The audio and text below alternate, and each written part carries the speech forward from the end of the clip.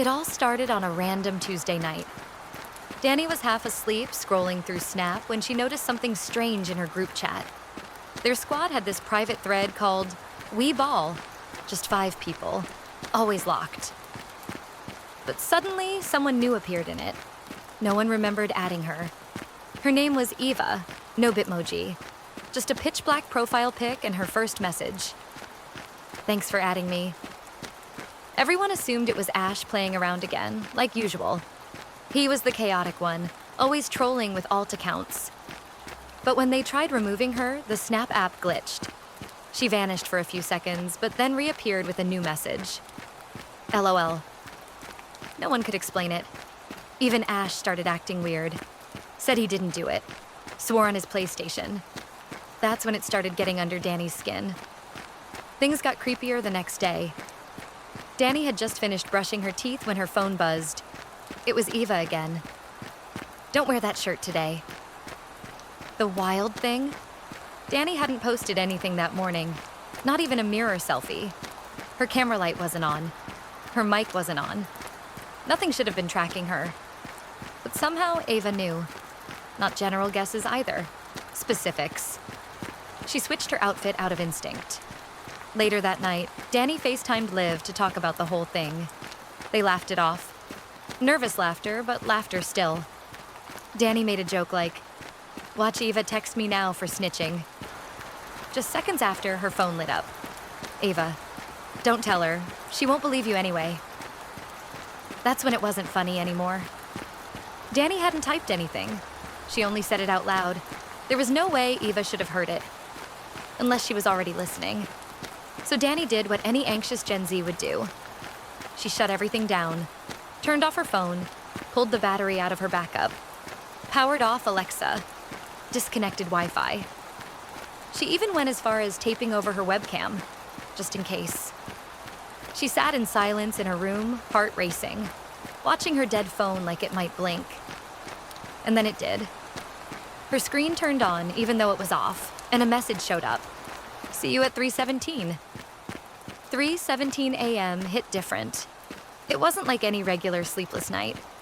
It felt designed, like time itself had been waiting for her.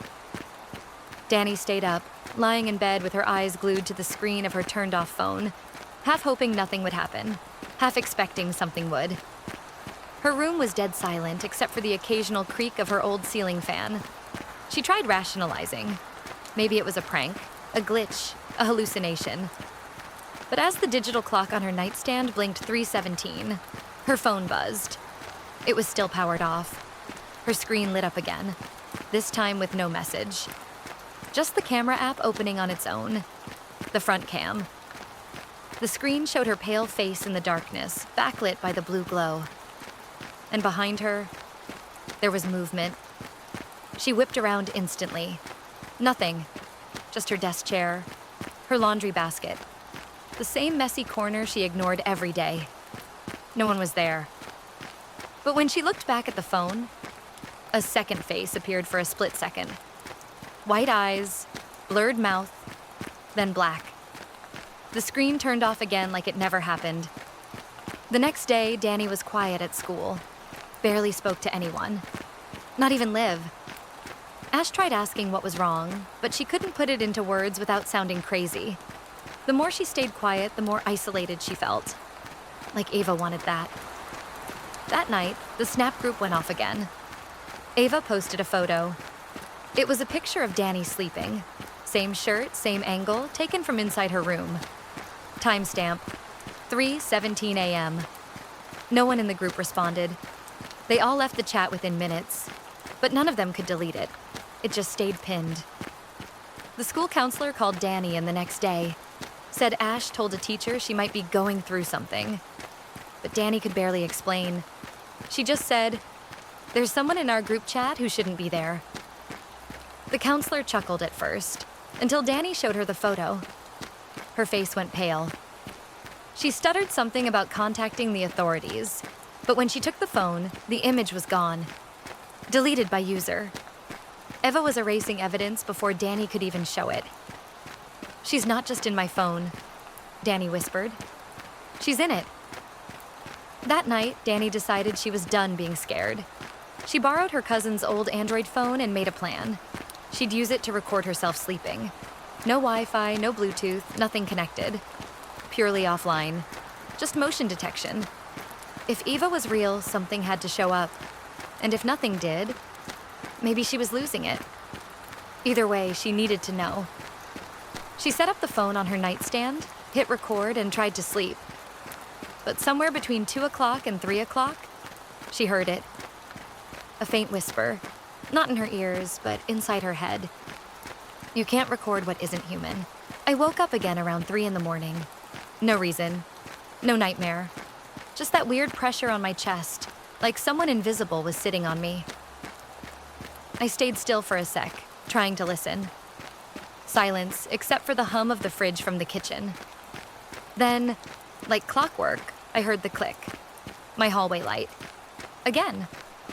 This time, I was sure I turned it off. I literally remember standing up, pressing the switch, and double-checking before crawling into bed. So, unless I'm getting early onset dementia, that light didn't just come on by itself. And the air? It smelled like rain. Not outside rain. Inside. Wet socks and mold. I grabbed my phone, but the screen wouldn't turn on. Like, dead. Even though it was at 70% before I went to sleep. I sat up, heart in my throat, staring at the crack under the door. The light from the hallway was pulsing. I swear, it was like it had a heartbeat. Diamond Soy's bright. Diamond Soy's bright. Not flickering, like something was walking back and forth, blocking the light every few seconds. That's when I heard it. Slow breathing. Not mine. Not even close to mine. Heavy, muffled, like someone was wearing a mask. It was right behind the door. I did something really stupid. I whispered, "Hello?" Like I was expecting a reply. I don't even know why I did that. Maybe I thought it'd make it less real. But as soon as the word left my mouth, the breathing stopped. And then came 3 soft knocks. Not loud, not aggressive, just polite. Like when someone's trying not to wake a baby. I froze. My brain was screaming at me to run, but my body was locked. Then my phone buzzed once, completely black screen, and died again. That was it. I got out of bed, tiptoed to the window, and pulled the curtain open. The street outside looked normal. Too normal. No cars, no wind. Even the trees weren't moving. Like time froze or something. I was this close to opening the window and just screaming for help. But I didn't. Instead, I turned back, and the hallway light was off. Just like that. Total darkness on the other side of my door. No breathing, no shadows, nothing. I waited. Maybe 5 minutes, maybe 20. I don't even know anymore. Then I opened the door just a crack. Enough to see. And what I saw? Nothing. Just my empty hallway. But the smell? The smell was stronger now. Like wet cement and burnt hair. My front door was unlocked. I always triple lock it before bed. Always. And right there in the middle of the floor was my kitchen chair, moved about 10 feet from where I left it, facing my bedroom, as if someone had been sitting, watching, waiting. I didn't sleep after that. I just sat there on the floor, back against the wall, staring at the hallway like it owed me an explanation. Every single sound, pipes, creaks, even my fridge motor, felt like a threat. Like I was waiting for something to move again. Something to finish what it started. At some point, around 5 a.m., I blacked out. Not sleep. More like my brain just tapped out from the overload. When I opened my eyes again, the sun was up. And everything felt wrong. Like the light wasn't warm anymore. It just felt artificial. Like a fake filter over something rotting underneath. I started recording everything that morning. Notes, voice memos, timestamps. I even filmed myself locking the doors, just to be sure. I needed proof. I needed control. But deep down, I knew. Whatever was happening, it didn't care about logic or cameras. It was personal. It was with me. Inside the house, yes. But more than that. Like, it learned me. It studied my rhythms. It knew when I was weakest. And I swear, when I looked into the mirror brushing my teeth, I saw my reflection blink half a second too late. I called my mom. I don't even know why. We haven't talked in like 6 months. But when she picked up, she sounded weird. Office. Like she didn't recognize my voice. She kept asking, "Who is this?" Over and over. I said, "It's me. Your son. What's wrong with you?" Then there was this long pause and she whispered, "You're not him." Then the line cut. I checked the call log. There was no outgoing call. No record of it. Nothing. I just sat there staring at my screen until it dimmed again. That's when I realized it's not about scaring me anymore. It wants to replace me. Not just in my house. In the world. With people I know. With reality itself. I went to work that day like nothing happened. Smiled at my coworkers. Sat at my desk.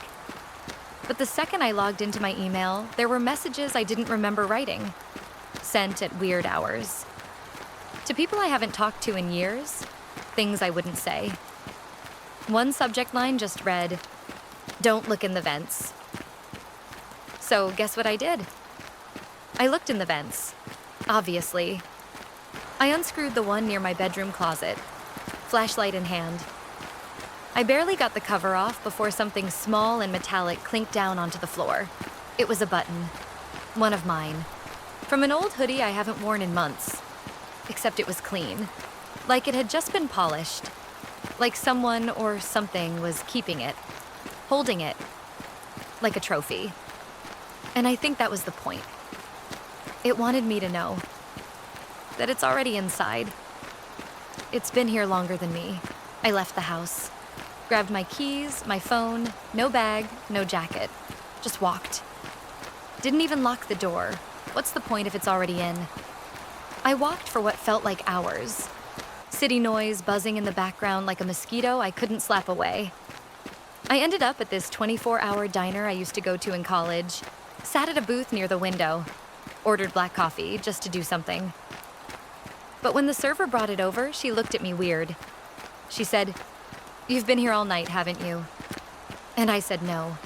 But she didn't answer. Just walked away like I wasn't even there. I checked my phone. No missed calls, no texts, except for one new voicemail. Unknown number. I hit play, and it was my voice. Saying things I never said. "You shouldn't have fought it," it whispered. "You were safer before you noticed." Then breathing. Heavy, too close to the mic. Then silence. And after that, my own voice again. But calm. Empty. "You belong here now." Like I'd already given up. Like I left the message. I smashed the phone against the table, but no one in the diner reacted. Like they didn't even hear it. I walked back home after that. Not because I wanted to, but because I didn't have a choice. Every other street just circled back. Like the city was folding in on itself. No matter where I turned, I kept ending up on my street. It wasn't just the house anymore. It was everything. The world around me had thinned out. Glitched. Like I was in a simulation on its last save file. And I think it was testing me. Seeing if I'd accept it. Stop fighting. Just slide in like I never questioned it. When I stepped back inside, nothing looked different. Same couch, same laundry on the chair, same kitchen light flickering like always. But something felt different. Like I wasn't the visitor anymore. I was allowed. Invited. I walked past the hallway and the mirror didn't show me. Just the room behind me. Empty. No reflection, no echo. Like I'd stopped existing in the usual sense. But I felt fine. I felt still. That's the scariest part. I wasn't afraid anymore. I live here now. Not just in the house, but in whatever this is. Whatever it is. I don't ask questions. I follow the routine. Eat when the lights flicker twice. Sleep when the shadows stretch wrong. I I don't check the vents anymore. Don't call anyone. Don't try to leave. Because it's not about escape now. It's about becoming something it can use. Something that won't resist. And sometimes late at night, I hear it talking. In my voice. Saying things I'll say tomorrow. And honestly, it's doing a better job being me than I ever did.